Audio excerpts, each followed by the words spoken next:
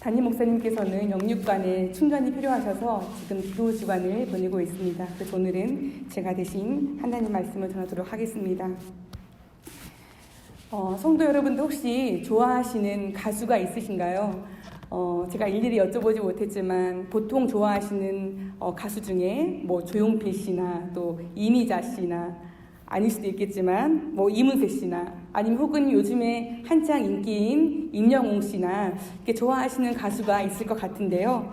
그렇다면 혹시 이 가수들을 너무 좋아한 나머지 과거에 그 사람들을 쫓아다니면서 그 마음을 표현해 보신 적이 있으신가요?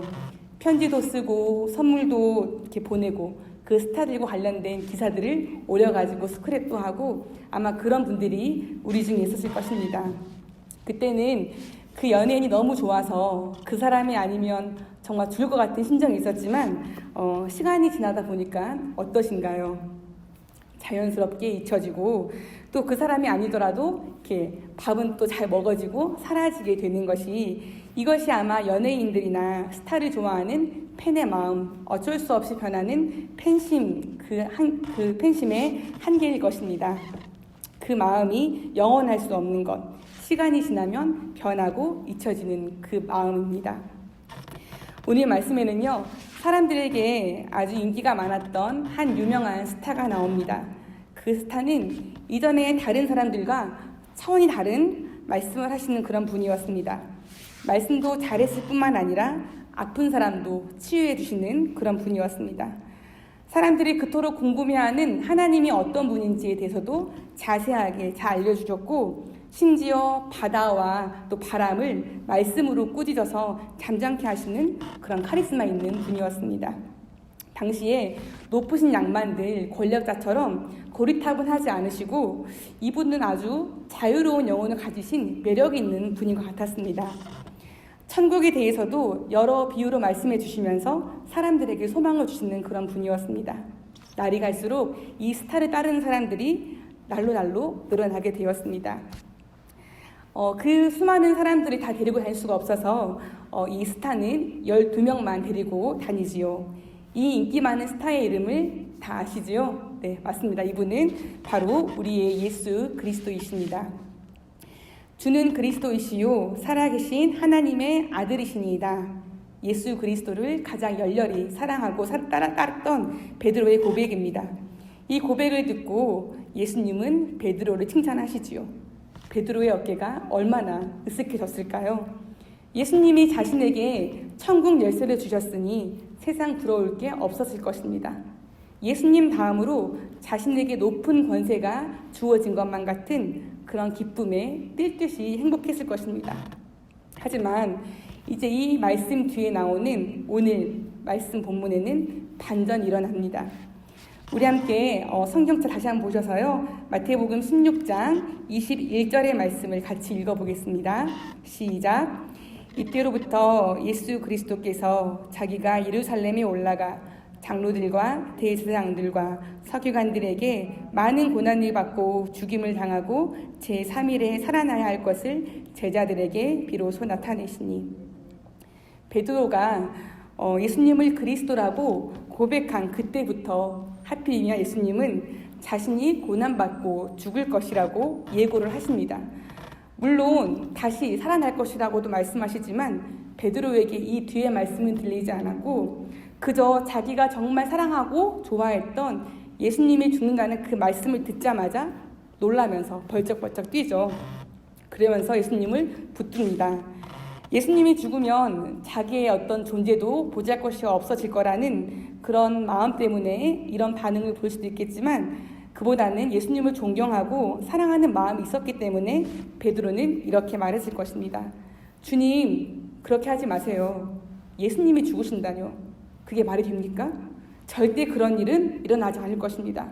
그럴 수 없습니다, 예수님. 이렇게 예수님 팔을 붙들고 놀란 표정으로 베드로는 그렇게 예수님을 뜯어 말렸을 것입니다. 그런데 더 놀라운 것은 예수님의 대답이었죠.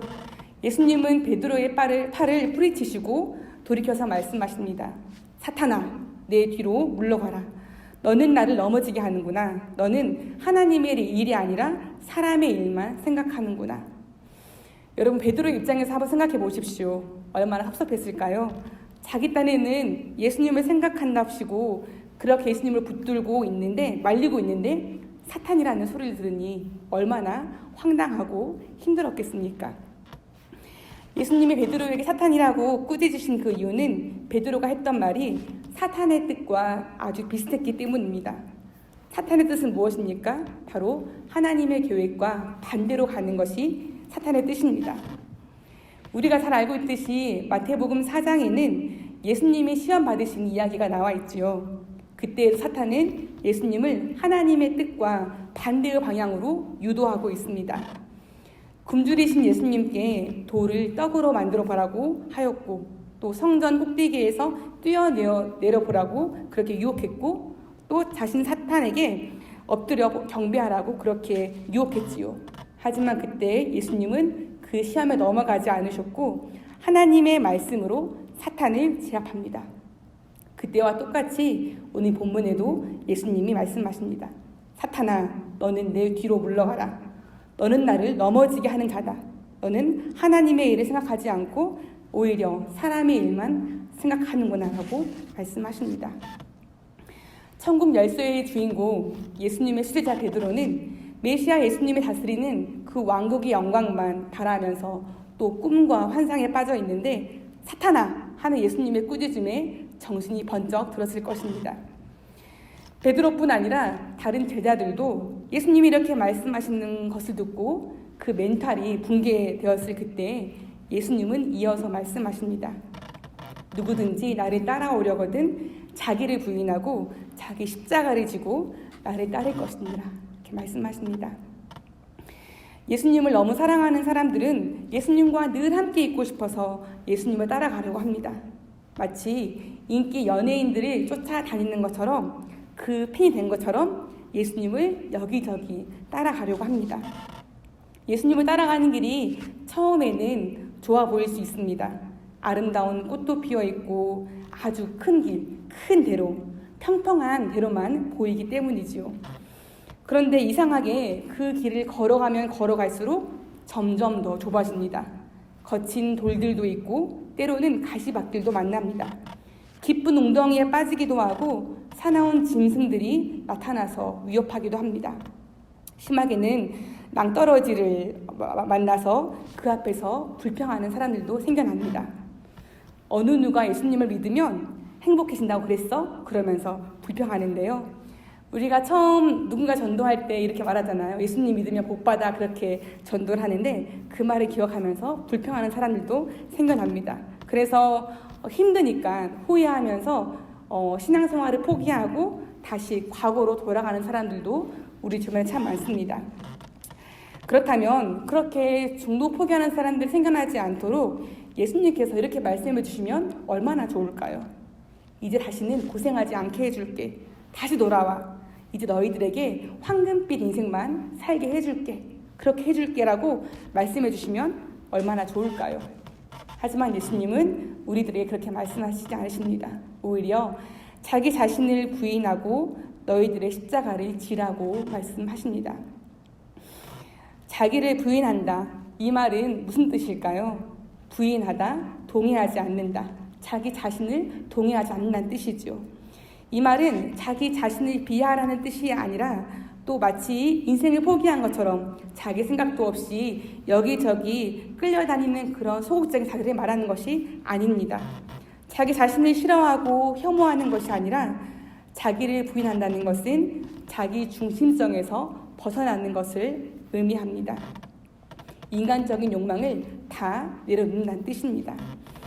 자기의 이름을 위하여 그동안 모든 것을 투자하고 살았더라면 이제는 그 방향을 예수님께 돌려서 예수님을 바라보는 것이 자기 부인입니다. 갈라디아서 5장 24절의 말씀을 제가 읽어드리겠습니다. 그리스도 예수의 사람들은 육체와 함께 그 정욕과 탐심을 십자가에 못 박았느니라. 우리가 믿는 예수님은 한 번도 자기 중심적으로 사신 적이 없으셨습니다. 예수님이 이 땅에 오셨을 때 그때부터 그랬습니다. 하나님과 동등한 예수님이 낮고 낮은 이 땅에 자발적으로 내려오셨습니다. 자신만을 생각했다면 굳이 내려오지 않으셨을 것입니다. 인간들이 자신들의 죄로 인하여 죽든지 말든지 내버려 두고 하나님과 함께 그 나라에서 행복하게 지낼 수도 있었겠지요. 하지만 예수님은 자기 자신을 버리고 우리 인간을 위하여 이 세상에 태어나셨고 또 우리와 똑같이 사람들과 똑같이 사셨습니다. 자신의 몸이 피곤했지만 백성들을 위하여 가르치시고 고치시고 만나 주셨습니다. 그리고 결국은 십자가에 달리시면서까지 예수님은 자신의 고통보다는 인간들이 아버지 하나님과 다시 연결되고 구원받게 되는 것을 생각하셨습니다. 예수님이 그렇게 자기를 부인하시고 십자가를 지신 것은 그동안 인간의 몸을 입고 살았던 것이 재미가 없어서도 아니었고 이제 살 만큼 살았으니 죽어도 되겠다라고 그렇게 결심하신 것도 아니었습니다. 그저 그 이유는 바로 우리들을 사랑하시기 때문에 그 이유 하나로 그렇게 십자가에 달리신 것입니다. 그 큰 사랑을 받은 우리는 이제 어떻게 해야 되겠습니까? 감사합니다, 주님. 예수님께 감사한 마음을 가지고 종교적인 생활을 열심히 하는 것도 참 귀하죠. 하지만 예수님은 우리들에게 그저 그런 종교적인 생활, 종교인으로 머물기보다는 한 차원 더 높은 권면을 하고 계십니다. 바로 나를 따라오라. 예수님을 따라가기 위해서는 우리가 해야 할 것이 있는데 바로 말씀에 나와 있듯이 자기를 부인해야 하고 또 자기를 부인했을 때 십자가를 질 수 있는 힘이 생겨서 주님을 따라갈 수가 있습니다.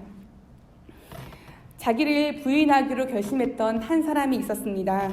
이 사람은 무려 중학교 3학년 16살의 나이에 목회자가 되기로 결정을 하였습니다. 그래서 그 이후에 자신의 욕심과 생각, 계획들을 다 내려놓고 이제 이만큼이면 됐다라고 생각하면서 그렇게 살아갔습니다. 그래서 그분은 오늘 본문의 말씀 마태복음 16장 말씀을 읽을 때마다 나는 이미 예전에 그때 결정을 했으니까 나는 이미 주님의 종이니까 나는 이미 내 자신을 부인해 왔으니까 이미 십자가를 지고 있으니까 그렇게 착각하면서 그렇게 큰 감동 없이 이 말씀을 읽었다고 하는데요.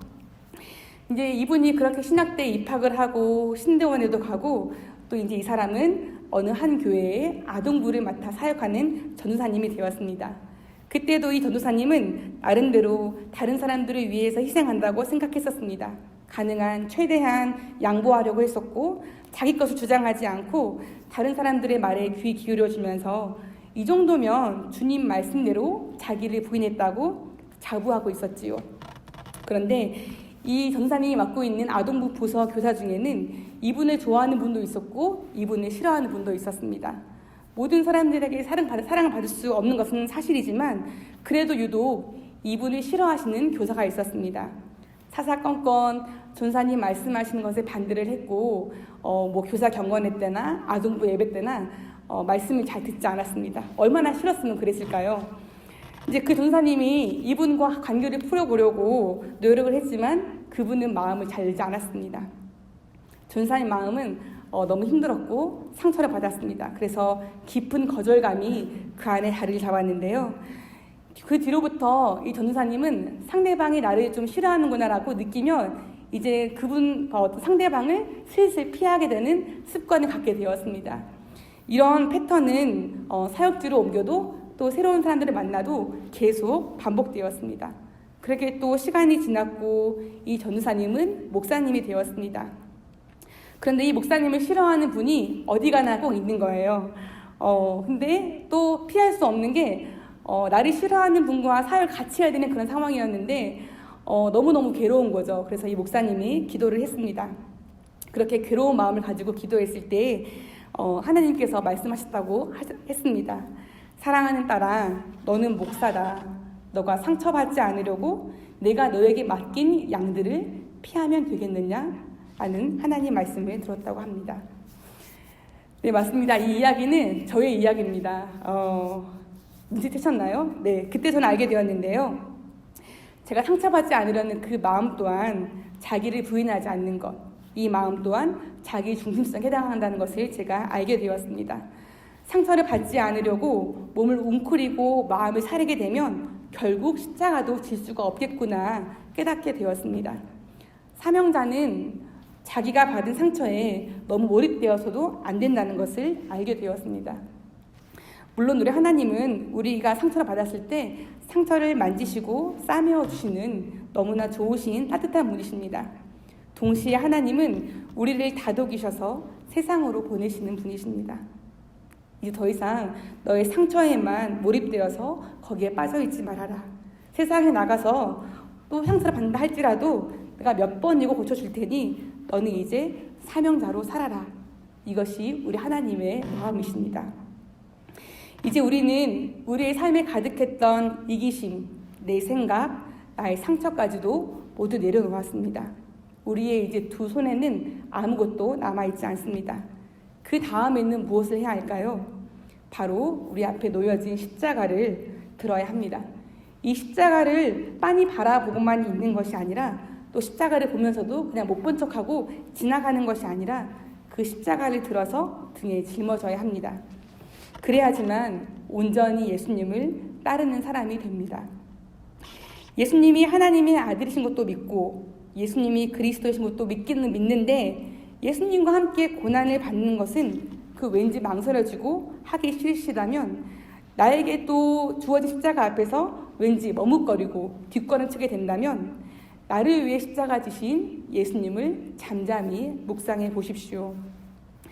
우리가 잘 알고 있는 패션 오브 크라이스트라는 그런 영화들, 예수님의 고난 이야기 담은 그런 영화를 보셔도 좋고요. 더 좋은 방법은 성경을 읽으면서 예수님의 탄생부터 또 공생의 과정들, 또 십자가에 달리신 그런 과정들, 그리고 다시 부활하신 그 내용들을 읽어보면서 예수님의 그 발자국을 따라가 보십시오. 그냥 멀리서 예수님은 예수님, 난 나로 이렇게 존재하는 것이 아니라 예수님과 가장 가까이 붙어가지고 예수님의 그 생애를 따라가다 보시면 예수님의 상황 때마다 어떤 말씀을 하셨는지, 어떻게 표정을 지으셨는지 보시게 될 것입니다. 그리고 십자가에 달리신 예수님 앞에서 나는 도대체 어떻게 살아가야 될지 누가 강요하지 않아도 우리 스스로 결단할 수 있게 될 것입니다. 예수님을 따르기 위해서 자기를 부인하고 자기 십자가를 짊어지는 우리에게 예수님은 약속하십니다. 너희들의 목숨을 지키려고 하면 잃게 되겠지만 나 예수를 위하여 너희들의 목숨을 버리면 얻게 될 것이다. C.S. 루이스는 이 말씀에 대해서 이렇게 해석했는데요. 한번 들어보십시오. 자신을 포기하면 진정한 자신을 얻으리라. 목숨을 잃으면 목숨을 구원하리라. 죽음, 즉 매일 자기 야망과 소원의 죽음, 결국에는 몸 전체의 죽음에 순응하면 영생을 얻으리라. 그 무엇도 움켜쥐지 말라. 손에서 놓지 않은 것은 진정으로 우리의 것이 될 수 없다. 우리 안에서 죽지 않은 것은 부활할 수 없다. 자신을 추구하면 결국에는 미움과 외로움, 절망, 분노, 파멸, 부패만 얻게 된다. 하지만 그리스도를 추구하면 그분을 찾을 뿐 아니라 나머지는 덤으로 따라온다. 우리 예수님은 우리에게 진정한 황금빛 보상을 약속해 주신 것입니다. 우리에게 영생과 구원, 승리를 주시겠다고 약속하신 것입니다. 그러나 그 영광의 자리까지 가기까지는 거기를 가기 위해서는 우리의 고난의 과정이 반드시 필요합니다. 반드시 우리는 자기 자신을 부인하고 자기 십자가를 지고 예수님을 따라가야 합니다. 선택의 여지가 없습니다. 예수님을 따르기 위해서 자기 부인, 자기 십자가가 반드시 필요합니다. 성도 여러분들은 예수님에 대해서 어떻게 고백하십니까? 베드로처럼 예수님은 나의 주님이시고 나의 구원자이십니다라고 말씀하시는 분이 참 많으실 것입니다. 그러나 이것이 그저 입으로만 말하는 고백이 아니라 우리의 몸으로, 삶으로 예수님께 고백한다면 그보다 더 귀한 믿음의 행동은 없을 것입니다.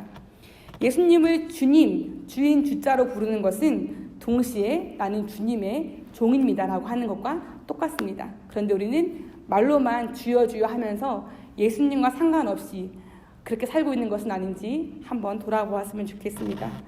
우리의 삶의 한가운데 그 중심에 나의 생각, 나의 욕망, 나의 취향, 나의 계획, 나의 상처를 두는 것이 아니라 오직 예수 그리스도만 두는 것, 이것이 바로 자기를 부인하는 것입니다.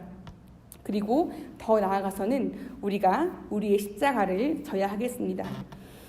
우리 각자의 십자가는 형태는 다 다른 모양일 것입니다. 어떤 분들은 내 가족이 십자가예요 라고 말씀하시는 분도 있을 텐데요. 또 아니면 우리가 각자 교회에서 맡은 직분이 십자가일 수도 있습니다. 십자가는 부담스러운 짐이 아닙니다. 십자가는 우리에게 주신 사명입니다. 아시는 분은 아시겠지만 저희 남편은 또 다른 교회 개척교회 담임 목사님이기도 하는데요. 저는 그 교회 가면 사모예요. 사모인데 우리 교회 와서 이렇게 사역을 하는 것입니다. 저희 이런 모습을 보면서 나이 많으신 교계 어르신들이나 또 심지어 가까운 가족들까지도 저한테 이렇게 말씀하시는데요. 그냥 사모로 있지 왜 목사가 되어가지고 왜 다른 교회 사역을 해서 그렇게 힘들게 살고 있느냐고 걱정 어린 말씀을 해주시는 건데요. 이 푸념은 저희 아이들도 마찬가지로 하고 있습니다. 엄마는 왜 목사가 되어가지고 우리와 마음껏 놀아주지 않느냐고, 목사는 아빠만 하지 왜 엄마까지 목사가 되어서 할 필요가 있었냐고, 주말에는 왜 항상 바쁘냐고, 자기들이랑 놀아주지 않는다고 자기들은 절대 목사가 안 될 거라고 말하고 있는데요. 그렇게 말하는 아이들을 보면은 저 마음도 좀 힘들죠. 그게 한두 번이 아니라 계속 그렇게 말을 하니까 저도 좀 마음이 아프기도 하고 또 미안한 마음도 듭니다. 그럼에도 불구하고 이 길이 저에게는 또 제게 준 십자가이기에 저의 사명이 힘들고 어렵고 또 외로워도 꿋꿋하게 걸어가는 것뿐입니다. 왜 목사가 되었냐 하는 질문에 대답을 해주어도 이해하지는 못하는 또 아이들이나 제 주변의 사람들이 있음에도 불구하고 저는 이 길을 주님과 함께 끝까지 걸어가려고 합니다. 여러분들에게도 같은 질문을 드리고 싶습니다. 여러분들은 왜 장로님이 되셨는지, 또 왜 권사님이 되시고 왜 집사님이 되었는지, 그냥 편하게 아무 직분도 받지 않고 주일날이 되면 교회에 왔다가 오후에는 또 산이나 들로 여기저기 여행 다니면 참 좋았지 않았을까요? 교회에서 직분자라고 이것저것 맡겨주시길래 여러 모양으로 봉사하고 섬기는 것은 참 좋았는데 하다 보니까 사람들과 갈등이 생기고 또 믿음의 시험이 생겼을 때 혹시 직분 받으신 것을 또 십자가 지는 것을 후회해 보신 적은 없으신가요? 하나님의 은사와 부르심에는 후회하심이 없느니라. 로마서 11장 29절의 말씀입니다. 여러분들이 혹시 후회하신 적이 있다 할지라도 우리 하나님은 우리 한 사람 한 사람을 부르시고 예수 그리스도의 제자로 삼으신 것을 절대로 후회하지 않으십니다. 너는 왜 목사가 되었나? 당신은 왜 장로님이 되셨는지? 왜 권사님이 되고 왜 집사님이 되셨는지? 이에 대한 질문에 대한 대답은 한 가지일 뿐입니다. 바로 예수님을 따르기 위해입니다. 예수님을 따르기 위해 십자가를 졌는데 그 십자가가 교회에서 주시는 직분이었기에 우리는 이 직분을 감당하고 있는 것입니다. 십자가는 부담스러운 짐이 아닙니다. 우리에게 주신 사명입니다. 우리가 도저히 할 수 없는 것을 예수님이 하라고 하시지는 않습니다. 우리가 얼마나 연약한 사람들인지 하루에도 몇 번씩 넘어지고 몇 번씩 마음이 바뀌는지 누구보다도 예수님이 가장 잘 아십니다. 그럼에도 불구하고 예수님은 말씀하시죠. 너의 십자가를 지고 나를 따르라. 우리는 우리의 능력을 믿고 십자가를 지는 것이 아니라 예수님을 믿고 예수님의 말씀을 믿고 예수님께 모든 것을 맡기고 우리의 십자가를 져야 합니다. 그렇게 십자가를 지고 갈 때 홀로 외롭게 있는 것처럼 여겨질 때가 있습니다. 하지만 잊지 마십시오. 우리 앞에 예수님이 계십니다. 예수님이 먼저 그 십자가의 길을 가셨고 우리는 예수님이 먼저 가신 그 발자국을 따라서 예수님을 바라보면서 한 걸음 한 걸음 걸어가기만 하면 됩니다. 이 십자가의 길은 고난의 길입니다. 내 자신을 부인해야 하는 일은 한두 번으로 끝나지 않고 그 옛날 젊었을 때 아니면 인증받았을 때 그때 끝나지 않고 여러 번 자기 자신을 부인해야 합니다. 또 힘든 고난을 만난다 할지라도 다시 돌이켜서 옛날 과거로 돌아가지는 마십시오. 이 십자가의 길 끝에 영원한 생명으로 우리를 위로하시고 반겨주실 하나님이 기다리고 계시기 때문입니다. 그것을 기대하면서 이 길을 끝까지 갈 수 있는 우리가 되기를 간절히 소망합니다. 우리가 따르는 예수님은 연예인이 아닙니다. 어느 한 시대를 화려하게 풍미했다가 쉬이 사라지는 그런 연예인이 아니라 우리를 구원하시는 메시아, 하나님의 아들 예수 그리스도이십니다. 우리 또한 예수님을 따라갈 때 그분을 좋아하는 팬, 그냥 좋을 때만 따라가는 그런 팬이 아니라 또 시간이 지나면 쉽게 변하는 그런 팬심이 아니라 우리의 전심을 다해 온 삶을 다해 따르는 예수님을 따르는 제자가 될 수 있기를 예수님의 이름으로 축복합니다. 아멘. 함께 기도하시겠습니다.